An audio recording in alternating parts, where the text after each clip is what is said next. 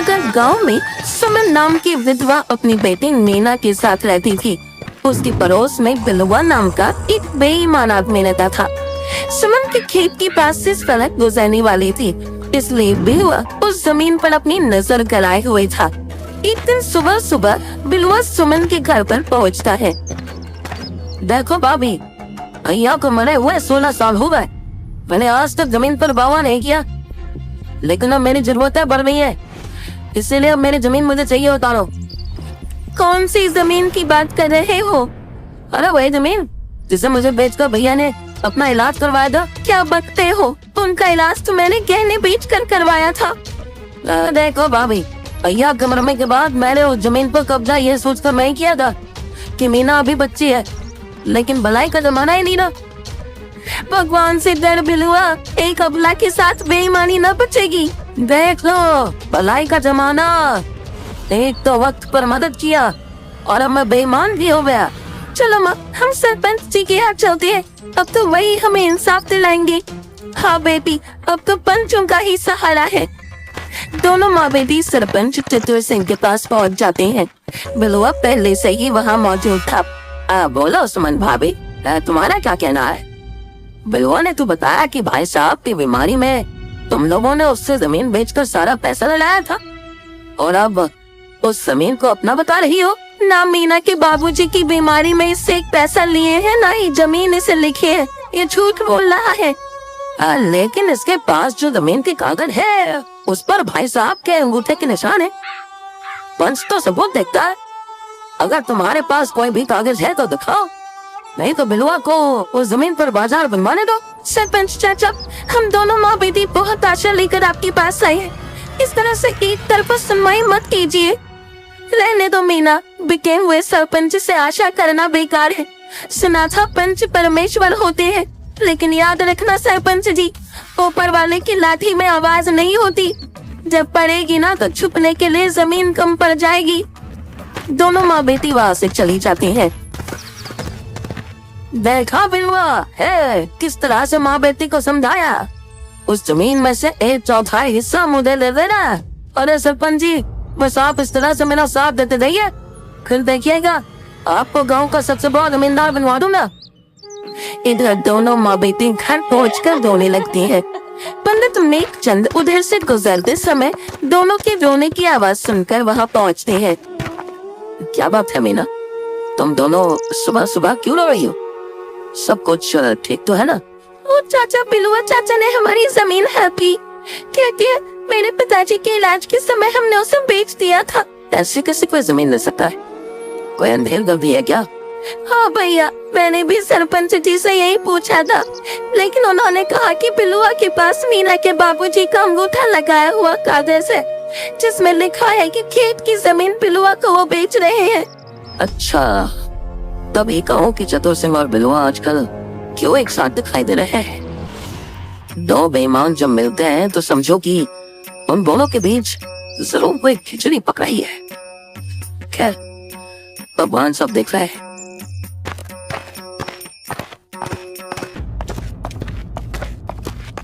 सुमन और मीना बैठकर खूब रोई, फिर अपने आप को समझा लिया कि उनका अब कोई खेत नहीं, सिर्फ ये टूटा फूटा घर है। जीविका चलाने के लिए सुमन आसपास के जंगलों से सूखी लकड़ियां लाकर उन्हें बेचा करती। एक दिन सुबह सुबह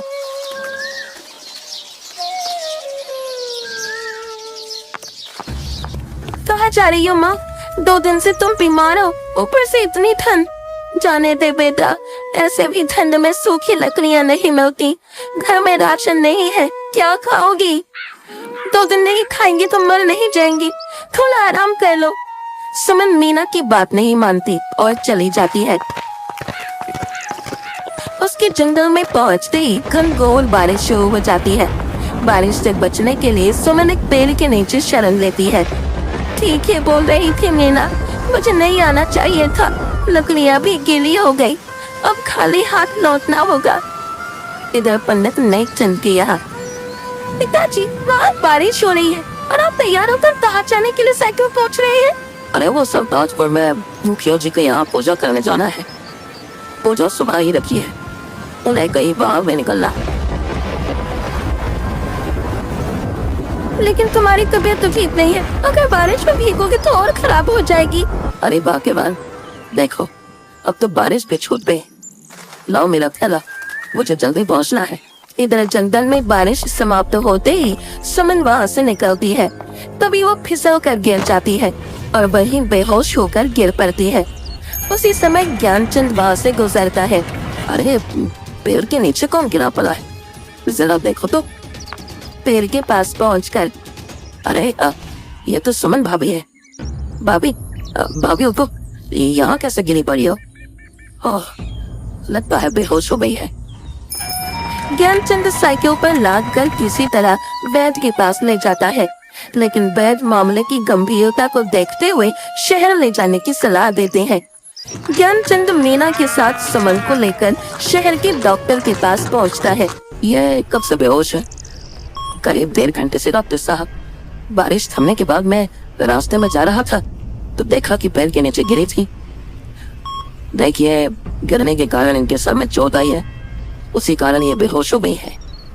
वैसे ये बहुत कमजोर है, क्रिटिकल कंडीशन है। इन्हें 3-4 दिन मुझे अपने ऑब्जर्वेशन में रखना होगा। तीसरे दिन सुमन को होश आता है। डॉक्टर साहब देखिए ना, माँ को होश आ गया। गुड।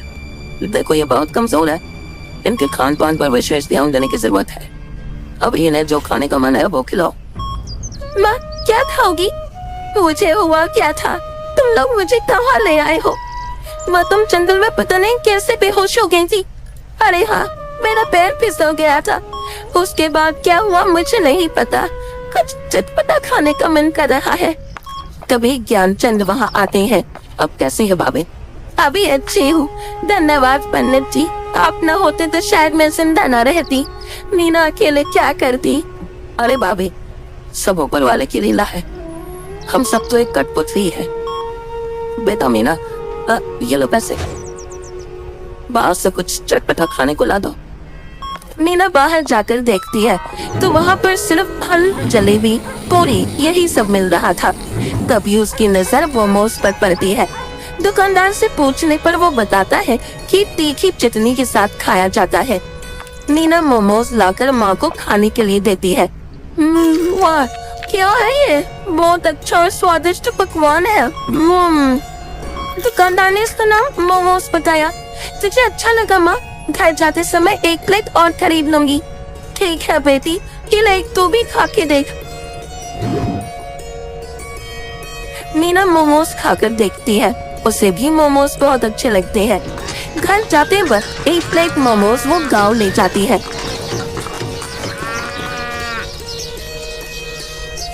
गांव में कुछ दिन बाद सुमन को फिर से मोमोज खाने का मन करता है। मीना बेटी, वो क्या खिलाई थी जो शहर में तीखी मिर्च वाली चटनी के साथ दी थी? मीमो, वही खाने का मन कर रहा है। मीमो नहीं माँ, मोमोज। लेकिन गांव में तो कहीं बिकता ही नहीं वो। हाँ बेटा, छोड़ो, तीखा सब्जी रोटी ही बना लो। माँ जब मोमोज वाला मोमोज बना रहा था तो मैं उसे देख रही थी। रुको, कोशिश करती हूँ मोमोज बनाने की। मीमो घर में ही अपनी विधि से मोमोज बनाती है, पर सुमन को खाने को देती है।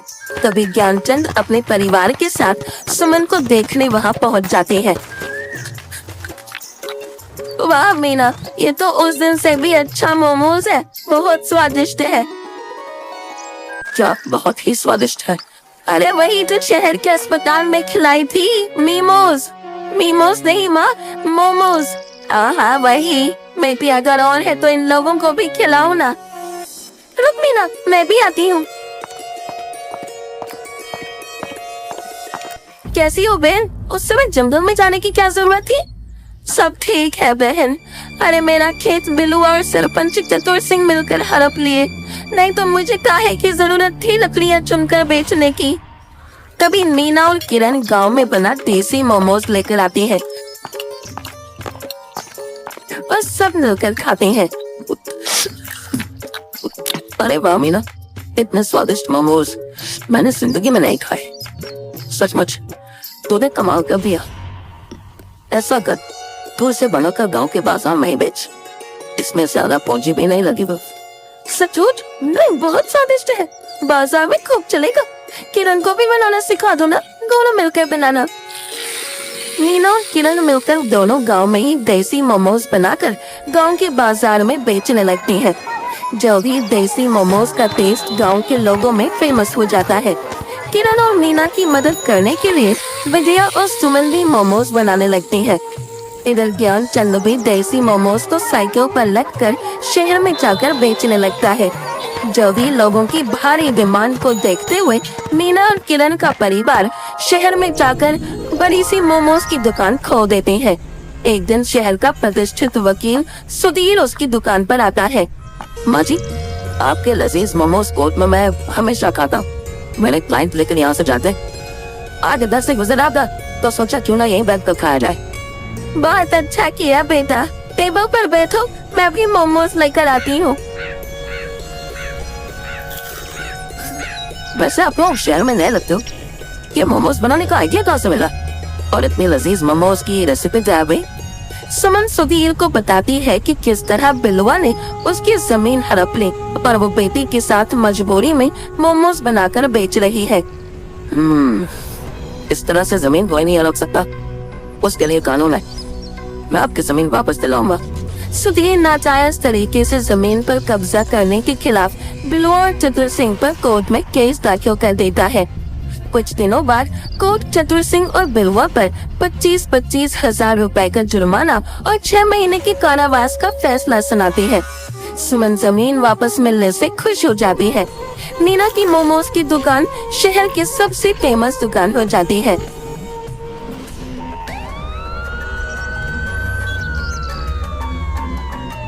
सरपंच जी, आप भले ही ये घटना भूल जाओ, मैं ये कारावास कभी नहीं भूल सकता। हाँ, तुम नहीं जानते बिलवा कि कारावास की इस घटना से हमें कितना नुकसान हुआ है।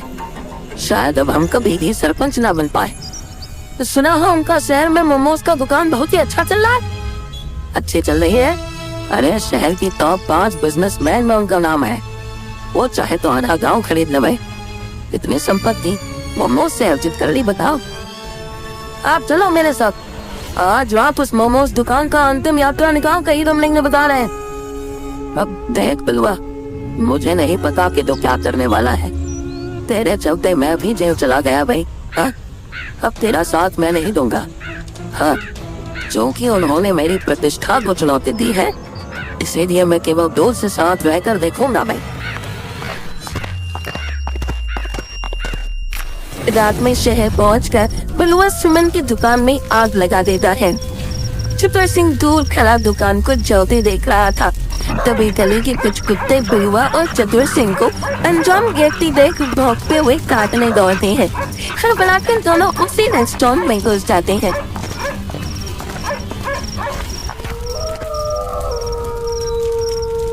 अरे कमीने, तेरे चलते आज कुत्ते से छिपते फिल्में किस दिन आ रहे हैं। सरपंच जी, मैंने थोड़े कुत्तों को काटने को कहा था। अबे अनजान शहर में आधी रात में आगजनी करेगा तो कुत्ते का तेरे तलवे चाटेंगे बे। लपट हमें अपने चपेट में ले ले, उससे पहले हमें आग को बनाना होगा। अरे वैसे भी मेरे पिछवाड़े में लपट की तपीश महसूस हो रही भैया। अरे तपीश नहीं सरपंच जी, आपके पिछवाड़े में सही में आ रही है। अबे देख क्या रहा है, अरे बुढ़ा ऐसा जल्दी बे। सवेरे तक दोनों आग बुझाते बुझाते घायल हो जाते हैं। आग की खबर सुन सुमन और मीना वकील सुधीर के साथ वहां पहुंचते हैं। अरे चतुर चाचा, बिलवा चाचा, तुम दोनों ये क्या कर रही हो? अरे पहले हमें बचाओ, बाद में बताओ ना कि कैसे यहाँ पहुँचा। सुमन एम्बुलेंस से दोनों को अस्पताल भेजती है। 6 महीने का बेड रेस्ट दोनों को हो जाता है। कुत्ते, तेरे चक्कर में पुराने 1 साल बर्बाद हो गया। कोई बात नहीं, इस बार ऐसा प्लान बनाऊंगा कि फेल होने का सवाल ही नहीं है। कमीने, दूर हो जा मेरी नजरों से अभी क्या भी। सिस्टर, इसे दूसरे वार्ड में ट्रांसफर करो। तभी मीना मोमोज लेकर वहाँ आती है। ये लो सरपंच जी, मोमोज खाओ, सवेरे से भूखी होंगी ना, माँ ने भिजवाया है। लाओ लाओ, मुझे भी दो चटपटा तीखा मोमोज, कल रात से भूखा हूँ। साला जेल में 6 महीने से उबला हुआ जला पका खाना खा रहा था। बिलुआ के हाथ से टकराकर मोमोज की लाल मिर्च वाली चटनी चतुर सिंह के जले हुए जख्मों पर गिर जाती है। अबे कुत्ते बिलुआ, अरे तूने मेरे जले पर मिर्ची लगाई है रे। गाँव चल, तुझे कई बार करवा दूं, मैं बता रहा हूँ। मर गया रे। कुछ ही दिनों बाद सुमन मीना की शादी सुखबीर से करवा देती है। गांव के देसी मोमोज एक ब्रांड बनकर पूरे भारत में छा जाते हैं। अगर आपको वीडियो पसंद आया तो कृपया चैनल को सब्सक्राइब करें और वीडियो को लाइक करें। Thank you for watching.